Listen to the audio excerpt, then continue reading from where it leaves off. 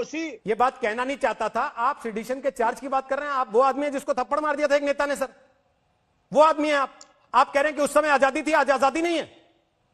लेकिन ये भी मैं आपको बता दूं, काशीराम ने उसके बाद मुझसे मिलकर माफी भी मांगी थी। ऐसी ये भी सच्चाई है। दिक्कत क्या है ना, नहीं हर चीज में आप लोग गली नुक्कड़ चौराहे की तरह चुनौती देने पे आ जाते हैं। नहीं, आप खुद जब यहाँ बैठते थे आशुतोष जी, तो आप क्या करते थे? आज आपकी तारीख आशुतोष जी, अब आप यहाँ बैठते थे तो आप क्या करते थे? पहली चीज, प्रसून वाजपेयी की नौकरी क्यों गई? अब विशाल शर्मा की नौकरी क्यों गई? मिलिंद खांडेकर की नौकरी क्यों गई? सर क्या है ना आशुतोष जी, कहने को तो आप ये भी कह सकते हैं कि आपकी भी इसीलिए गई क्योंकि आपने किसी सरकार से सवाल पूछ दिया था, जबकि सबको पता आप चुनाव लड़ने के लिए छोड़ के गए थे। और उससे पहले भी आपके ऊपर आरोप लगा कि 2 साल आप संपादक रहते हुए भी चुनाव प्रचार करते रहे एक तरीके से चैनल का माध्यम से, वो आरोप नहीं लगा।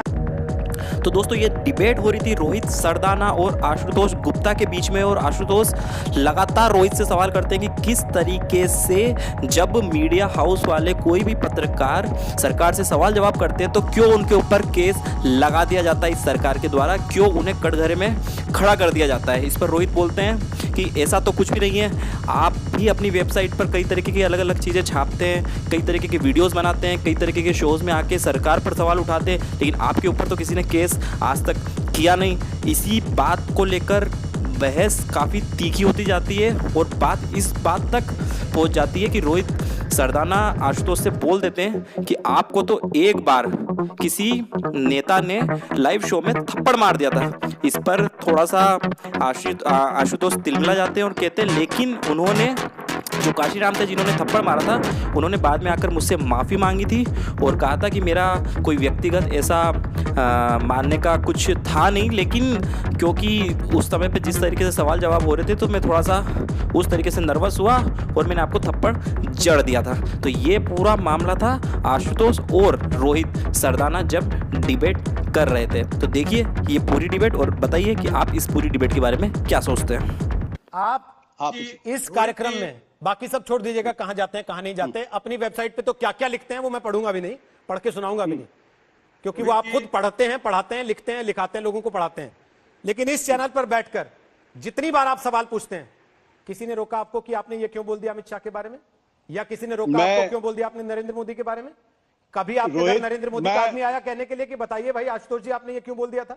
या आपको दबाव डाला गया, इंटरनेट कानूनों का इस्तेमाल करते हुए आपको नोटिस भेज दिया कि आपने ये अपनी वेबसाइट पे क्यों छाप दिया? अब आपने बहुत संवेदनशील सवाल पूछ लिया है। नहीं सर, मैं तो पूछूंगा। मैं आपकी तारीफ करूंगा अगर आज जो चीन भारत की सीमा में घुसा है उसके लिए आप देश के प्रधानमंत्री को जिम्मेदार ठहराते हुए सवाल पूछिए। रोहित सरदाना, मैं आपको ये चुनौती देता हूं, आप 2 दिन सवाल पूछेंगे, आप तीसरे दिन आप इस आशुतोष जी दिक्कत क्या है ना, नहीं, हर चीज में आप लोग गली नुक्कड़ चौराहे की तरह चुनौती देने पे आ जाते हैं। नहीं, आप खुद जब यहाँ बैठते थे आशुतोष जी तो आप क्या करते थे? आज आपकी तारीख आशुतोष जी, अब आप यहाँ बैठते थे तो आप क्या करते थे? पहली चीज, प्रसून वाजपेयी की नौकरी क्यों गई? अब विशाल शर्मा की नौकरी क्यों गई? मिलिंद खांडेकर की नौकरी क्यों गई? सर क्या है आशुतोष जी, कहने को तो आप ये भी कह सकते हैं कि आपकी भी इसीलिए गई क्योंकि आपने किसी सरकार से सवाल पूछ दिया था, जबकि सबको पता आप चुनाव लड़ने के लिए छोड़ के गए थे। और उससे पहले भी आपके ऊपर आरोप लगा कि 2 साल आप संपादक रहते हुए भी चुनाव प्रचार करते रहे एक तरीके से चैनल का माध्यम से, वो आरोप नहीं लगा ना आपके ऊपर कोई सार्वजनिक तौर पर।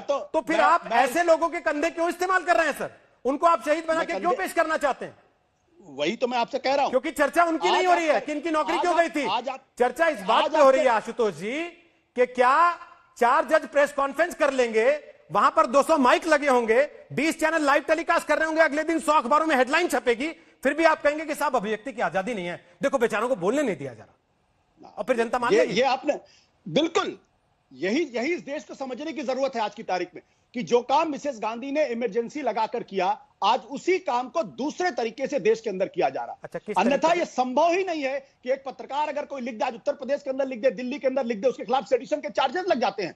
न केवल सेडिशन के चार्जेस लगते हैं बल्कि उसके उस मामले में देश का सॉलिसिटर जनरल अपीयर करता है। क्यों देश का सॉलिसिटर जनरल अपीयर करता है? क्यों बड़े बड़े पत्रकार, बड़े बड़े संपादक आज कर सकते हैं? और मैं आपने संजय झा का जिक्र किया है, मैं आपको बताना चाहता हूं कि संजय जोशी का नाम आप भूल गए। मैं आपका प्रशंसक रहा हूं, आप भूल गए और आज भी हूं। संजय जोशी, ये बात कहना नहीं चाहता था। आप सेडिशन के चार्ज की बात कर रहे हैं, आप वो आदमी है जिसको थप्पड़ मार दिया था एक नेता ने सर, वो आदमी है आप कह रहे हैं कि उस समय आजादी थी, आज आजादी नहीं है। लेकिन यह भी मैं आपको बता दूं, कांशीराम ने उसके बाद मुझसे मिलकर माफी भी मांगी थी। ऐसी यह भी सच्चाई है इस देश की, यह भी इस देश की सच्चाई है। कांशीराम ने उसके बाद मुझे गले लगाया और कहा कि मैं व्यक्तिगत तौर पे मेरा आपसे कोई नहीं, मुझसे गलती हो गई। यह बात भी सच्चाई है। उस वक्त भी लोगों ने मेरे ऊपर यह आरोप लगाया था कि कांशीराम ने पैसा देकर आशुतोष को खरीद दिया। अभी इस देश के अंदर ना तो कोई ऐसा नेता पैदा हुआ है, ना कोई ऐसी सरकार पैदा हुई जो मुझे खरीद सके। अब फिर भाई आप चुनौती वाली बात पे आ गए। नहीं, क्योंकि लोग फिर आरोप लगा देंगे कि आप भाई पत्रकार होते हुए आप पार्टी से चुनाव लड़ने चले गए, तो इसका क्या मतलब रहा। अब उस बात पे नहीं जाते ना, क्योंकि आपके करियर ग्राफ पे चर्चा नहीं है यहाँ।